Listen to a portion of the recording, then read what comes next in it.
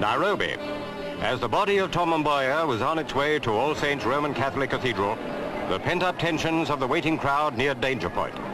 The assassinated Kenya minister was a member of the Luo tribe. Bad feeling between his brother tribesmen and Kikuyus, from whom most other members of the Kenya government are drawn, had almost reached its violent climax as the coffin came to the place where it would rest in state after a memorial service.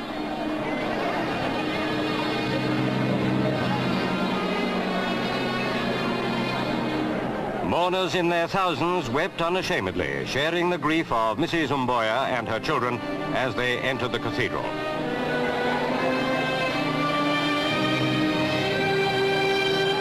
For President Kenyatta, this too was a time of tension. The anger of many Kenyans had turned towards him as a member of the Kikuyu. Mboya, if he had lived, would probably have been the presidential successor. Kenya at this time was a nation in ferment.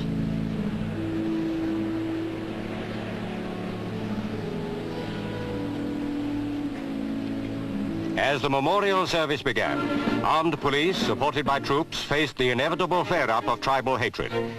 Spurred on by their grief, Luos clashed with Kikuyus, while the forces of law and order fought to keep control.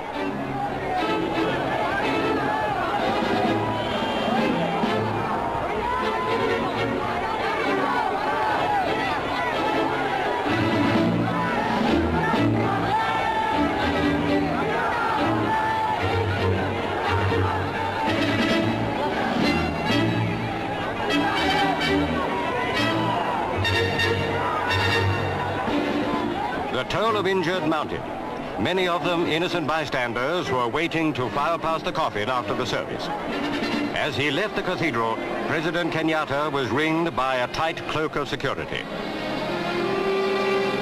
The widow and her children left behind a husband and father whose untimely death had sparked off a surge of tribal violence which seemed set to have wide internal repercussions. When the fighting had died down, thousands of members of the Luo tribe waited to pay their last respects. It was no place for Kikuyus to be.